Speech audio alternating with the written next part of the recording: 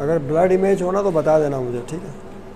धुंधली इमेज अगर आए तो फिर बता देना ताकि वहाँ से फोकस कर लें। हाँ, हम एक छोटी सी बात करने वाले थे आपसे कि क्या बात थी, हमने पढ़ा था अल्ट्रासोनिक किसे कहते हैं, उसका यूजेज पढ़ा था, याद है। और उसके अल्ट्रासोनिक के यूजेज के बीच में आ गया था रडार का यूज़। किसका? रडार। इनके दरमियान डिफरेंस क्या है, इसको डिस्कस करेंगे आज की क्लास में। थोड़ा सा difference between ultrasonic and radar waves.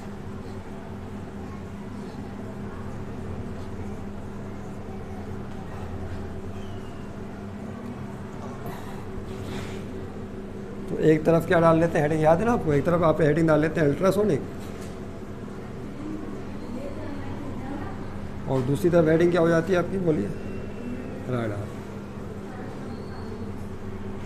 या रडार वेव्स कह लें और अल्ट्रासोनिक वेव्स कह लें, तो ये एक है। सबसे पहली बात, दोनों वेव्स हैं, दोनों क्या है, टाइप ऑफ एनर्जी, दोनों वेव्स। रडार की भी वेव्स होती हैं, अल्ट्रासोनिक भी वेव्स हैं। फ़र्क किस चीज़ का? अल्ट्रासोनिक साउंड वेव्स हैं। कौन सी वेव्स हैं? और ये जो रडार वेव्स हैं ये इलेक्ट्रोमैग्नेटिक वेव्स हैं। ये साउंड वेव्स, ये जो रोशनी की वेव्स देखी आपने, लाइट की जो वेव्स हैं, ये वही वाली वेव्स हैं, रडार वेव्स, इलेक्ट्रोमैग्नेटिक। पहला डिफरेंस लिखें जो ये है, दीज आर साउंड वेव्स। पहला डिफरेंस तो ये आ गया, ये आवाज़ की वेव्स हैं। मिट जाएगा भाई बोर्ड, याद रखिएगा। और यहाँ पे क्या होगा, दीज आर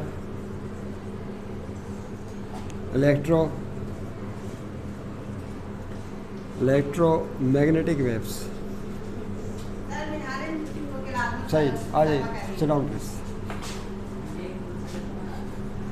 इलेक्ट्रोमैग्नेटिक वेव्स। दूसरी कौन सी है? ये तो हो गई साउंड हो गई। अच्छा, इनकी जो फ्रीक्वेंसी होती है, इनकी फ्रीक्वेंसी क्या होती है? ये आपको बताया था कि बहुत मच हाई फ्रीक्वेंसी की वेव्स होती हैं, वेवलेंथ बहुत छोटा होता है, मच हायर फ्रीक्वेंसी की। और ये भी बहुत ज़्यादा हायर फ्रीक्वेंसी की वेव्स होती हैं, रडार वेव्स। दोनों की फ्रीक्वेंसी मच हायर है, मच हायर। और ये भी होती है much higher frequency.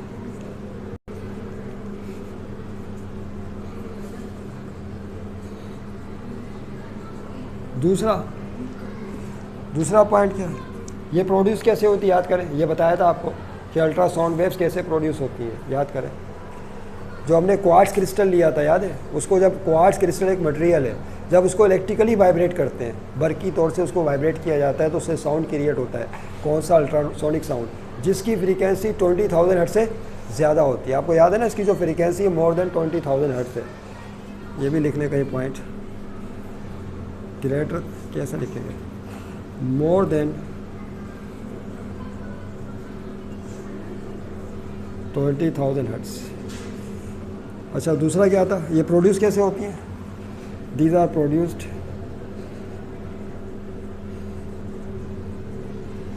Produced by electrically vibrating quartz crystal.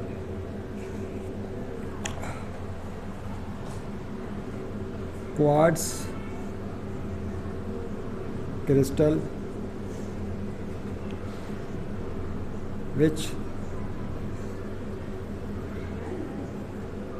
is made to electrically vibrate। क्या?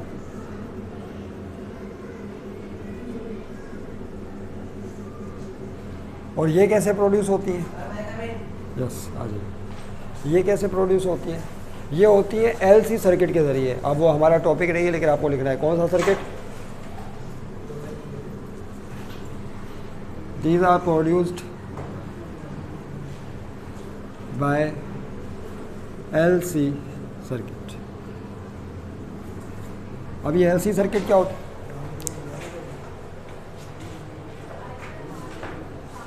अच्छा, इसमें एक चीज़ रह गई थोड़ी सी, देखो बात करते करते बीच में असल में होता ही है ना कि कोई कमर्शियल आ जाए, जिस तरह 2-3 कमर्शियल बीच में आए, इससे क्या होता है, जहन इंसान का डिस्टर्ब हो जाता है। मैं कुछ और बात करना चाह रहा था, वो अचानक कुछ और बात हो गई। क्या बात करना चाह रहे थे यहाँ पे? इनका ये साउंड वेव्स है, इस पर बात नहीं की थी। ये कौन सी वेव्स है? इलेक्ट्रोमैग्नेटिक वेव किसे कहते हैं? जो इलेक्ट्रिक फील्ड और मैग्नेटिक फील्ड पर मबनी होती है, यानी इलेक्ट्रिकली वाइब्रेट भी हो रही होती है फील्ड और मैग्नेटिकली वाइब्रेट भी हो रही होती है। इलेक्ट्रिक फील्ड मैग्नेटिक फील्ड को पैदा करती है, मैग्नेटिक फील्ड इलेक्ट्रिक फील्ड को पैदा करती है। दोनों फील्ड एक दूसरे के परपेंडिकुलर होती है। कहाँ पर? ये टी है, टी सर्किट, सही है। तो इनको क्या कहा जाता है? इलेक्ट्रोमैग्नेटिक वेव्स कहा जाता है। और ये प्रोड्यूस किसके जरिए होती है? LC circuit. एल से मुराद है इंडक्टर, और सी का मतलब क्या होता है? कैपेसिटर। एल का मतलब क्या है? इंडक्टर, सी का मतलब कैपेसिटर। यानी यहाँ पे इलेक्ट्रॉन झूल रहे होते हैं, कभी वो इंडक्टर में चले जाते हैं, वहाँ से कैपेसिटर में आ जाते हैं। यानी दो सर्किट में दो डिवाइसेस लगी हुई हैं, इलेक्ट्रिकल डिवाइसेस। कौन कौन सी? कंडक्टर और कंडक्टर नहीं, इंडक्टर। क्या नाम है इसका? एल से मुराद है इंडक्टर, देखो मेरे इंडक्टर, और सी का मतलब क्या है? कैपेसिटर। ये बिल्कुल पेंडुलम की तरह काम करते हैं। किसकी तरह? जिस तरह पेंडुलम देखा, वाइब्रेट जब कर रहा होता है पेंडुलम, तो जब वो इंतहाई हाइट पर होता है तो वहाँ पे मैक्सिमम पोटेंशियल जो होती है, काइनेटिक एनर्जी जीरो हो जाती है।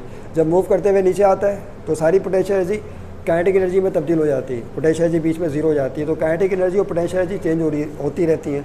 बिल्कुल ऐसी सर्किट में इसी तरीके से जो इलेक्ट्रिकल एनर्जी होती है, यानी वो इलेक्ट्रॉनों की एनर्जी, वो इलेक्ट्रॉन कभी इंडक्टर में घुस जाते हैं, कभी कैपेसिटर में चले जाते हैं, वहाँ से फिर इंडक्टर में आ जाते हैं, फिर इंडक्टर से कैपेसिटर में झूल रहे होते हैं पेंडुलम की तरह। और जब कोई चीज़ झूल रही होती है तो उसमें एक्सेलरेशन होता है। क्या होता है? और जब भी कोई इलेक्ट्रॉन एक्सेलरेट होता है तो हमेशा इलेक्ट्रोमैग्नेटिक वेव पैदा करता है। ये पॉइंट जहन में रखिएगा। जब भी कोई इलेक्ट्रॉन एक्सेलरेशन के साथ मूव करता है तो क्या पैदा करता है? इलेक्ट्रोमैग्नेटिक वेव्स पैदा करता है। भाई इतनी बात जहन में रखें मैट्रिक लेवल के हवाले से। तो अब ये वजह हमें पता चल गई कि इलेक्ट्रोमैग्नेटिक वेव्स क्या होती हैं और ये प्रोड्यूस कैसे होती है, और अल्ट्रासाउंड वेव्स क्या होती हैं, अल्ट्रासोनिक, और वो प्रोड्यूस कैसे होती हैं। तीसरा पॉइंट लिखें।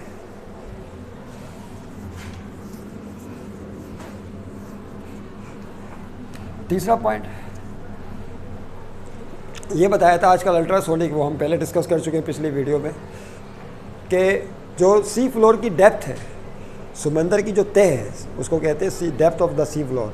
उसकी गहराई मालूम करने के लिए कि समंदर में ज़मीन मट्टी कितने कहाँ आएगी, उसकी तह कहाँ पर है, डेप्थ कितनी है, उसके लिए किसे इस्तेमाल करते हैं? अल्ट्रासोनिक को इस्तेमाल करते हैं। These are used to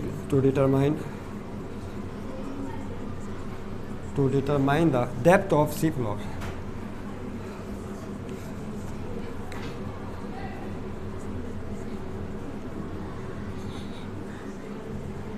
C floor, समंदर कितना गहरा है? हज़ारों फीट गहरा है, बाज़ों का हज़ारों फीट गहरा होता है बाद मकामात ऐसे। तो उसकी डेप्थ मालूम करने के लिए कैसे इसको इस्तेमाल करते हैं। अच्छा, अब यहाँ पे एक सवाल पैदा होता है, ये इकोसिस्टम पे काम करता है। किसके सिस्टम पर? हमने पिछली वीडियो में तफसील से बात की है। इकोसिस्टम पर ये काम करता है। उसके ज़रिए वेव जो है ना वो निकलती है, हमने बाकायदा डायग्राम बनाई थी। वो सी फ्लोर की जो डेप्थ है उससे टकरा कर अल्ट्रासोनिक वेव वापस आती है, फिर एक कैलकुलेशन होती है, डिस्टेंस मेजर कर लिया जाता है। 2D = VT फार्मूले से टाइम कैलकुलेट करते हैं, वेलोसिटी पता होती है, D डिस्टेंस निकल आता है। पिछली वीडियो में आप जाके देख सकते हैं। अच्छा, दूसरी बात यहाँ, और फिर रडार वेव को क्यों नहीं इस्तेमाल करते? समंदर की गहराई मालूम करने के लिए रडार, ये भी तो वेव्स है ना, इनको क्यों नहीं इस्तेमाल किया जाता? वजह ये है, तो याद रहे कि रडार वेव्स को इसलिए इस्तेमाल नहीं कर सकते कि रडार वेव्स इलेक्ट्रोमैग्नेटिक वेव्स हैं। जब वो पानी में सी में डाली जाती हैं तो जो सी के मॉलिक्यूल्स हैं या जो उसके पार्टिकल्स हैं वो उन इलेक्ट्रोमैग्नेटिक वेव्स को एब्जॉर्ब कर लेते हैं। क्या कर लेते हैं? जब वो एब्जॉर्ब हो गए तो वेव्स फिर तह में नहीं पहुंच पाएंगी। जब तह में नहीं पहुंच पाएंगी तो रिफ्लेक्ट होकर वापस, तो जब तक वेव रिफ्लेक्ट होकर वापस नहीं आएंगी तब तक हाल चाल पता नहीं चलेगा। नहीं समझे बात को? भाई अगर आपको किसी की खबर लेनी हो, किसी दोस्त की या किसी के आपके किसी रिश्तेदार की तबीयत सही नहीं हो, तो किसी को भेजना होता है ना घर पे। वो भेजने के बाद फिर उसको वापस भी आना होता है खबर लेके कि कैसी तबीयत है, ठीक है, ठीक नहीं है, कितनी ख़राब है। ऐसा होता नहीं होता? तो खबर कब पता चलती है? जब कोई जाए, खबर गिरी करे और वापस आकर आपको बताए, तब आपके नॉलेज में आता है। ऐसे ही होता है ना? या बैठे बैठे आप अंदाज़ा कर लेते हैं कि तबीयत किसकी कैसी होगी कैसी नहीं होगी। ऐसा नहीं होता, याद रखिएगा। तो वो जो रडार वेव्स हैं बीच में ही इनकरप्ट हो जाती हैं, समझ लें कि बीच में कैप्चर हो जाती है। वाटर मालिक्यूल उनको पकड़ लेते हैं, एब्जॉर्ब कर लेते हैं अपने अंदर, लिहाजा इस वजह से वो रडार वेव्स यहाँ पे काम नहीं करती। ये बात जहन में रखिएगा। तो इलेक्ट्रोमैग्नेटिक वेव्स हैं, समंदर में की गहराई के लिए मालूम नहीं हो सकती। ओके, तो एक पॉइंट ये हो गया। अच्छा, फिर रडार वेव किसी मकसद के लिए इस्तेमाल होती हैं? रडार वेव्स हवा में या फ़िज़ा में दुश्मन का कोई हवाई जहाज़ है, उसकी नकलो हरकत को मालूम करने के लिए रडार वेव्स इस्तेमाल की जाती हैं। यानी कि वो फ़र्ज़ कर ले दुश्मन का कोई प्लेन आ गया, जंगी जहाज़ आ गया जो कि आप पर बमबारी करना चाहता है, तो रडार से निकलने वाली वेव्स, इलेक्ट्रोमैग्नेटिक वेव्स उससे टकराएंगी, क्योंकि पानी तो नहीं है ना यहाँ पे, समुद्र का पानी तो हवा में नहीं होता, टकरा कर वापस आएंगी। फिर आपको फ्रीक्वेंसी के चेंज के ज़रिए पोजीशन जो है जंगी जहाज़ की पता चल जाएगी, फिर यहाँ से आप मिसाइल फायर करके उसको तबाह कर सकते हैं। तो रडार वेव किस मकसद के लिए इस्तेमाल होती है? दुश्मन की नकलो हरकत फ़िज़ा में मालूम करने के लिए इस्तेमाल की जाती है। इस पॉइंट को ध्यान रखिएगा। बस ये 2-3 पॉइंट काफ़ी है, इस पर मैंने सोचा कि थोड़ी सी गुफ्तगू आपसे मज़ीद कर लो। अब किसी के ज़हन में कोई क्वेश्चन है तो पूछ लें, क्योंकि वो पिछली वीडियो में हमने रडार वेव की बात की थी ना, रडार वेव्स की, तो असल स्टेटमेंट ये है जो मैंने अभी बयान किया आपको। क्या स्टेटमेंट है? रडार वेव्स क्यों फेल हो गई है? सी फ्लोर की डेप्थ मालूम करने के लिए। उसका रीज़न क्या है? उसका रीज़न फ़कत ये है कि वो वाटर मालिक्यूल्स या जो पार्टिकल्स हैं उनको एब्जॉर्ब कर लेते हैं, अंदर जाने नहीं देते। और जो साउंड वेव्स हैं ये इलेक्ट्रोमैग्नेटिक नहीं है, लिहाजा पार्टिकल इनको कैप्चर नहीं कर पाते। नहीं समझे बात को? वाटर मालिक्यूल के साथ ये रेजोनेंस नहीं बना पाती। यही वजह है कि ये चीज़ नीचे चली जाती है, तह में depth of the sea floor पे, और वहाँ से फिर जो टकरा कर वापस आ जाती है। तो इनको किसी किस्म का कोई ख़तरा नहीं होता। समझ रहे बात को? Is that clear?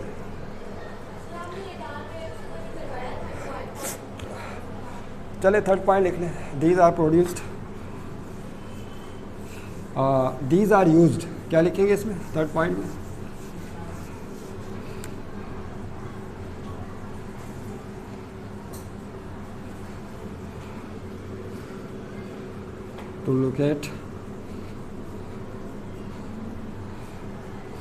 to look at the position of plane of enemy in air।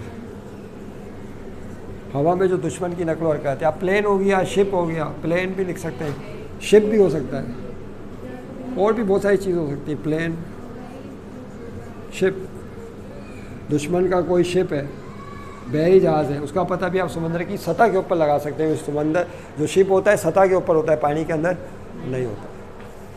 लेकिन पानी में एक और चीज़ होती है, आप दोस्त उसका पता लगाएंगे कैसे?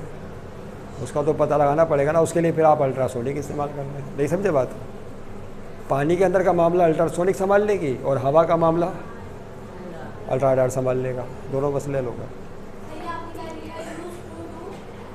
यूज टू लुकेट, क्या लिखा हुआ है? Locate the position of plane या शिप ऑफ एनिमी। लुकेट माने पता करना, पोजीशन का मालूम करना।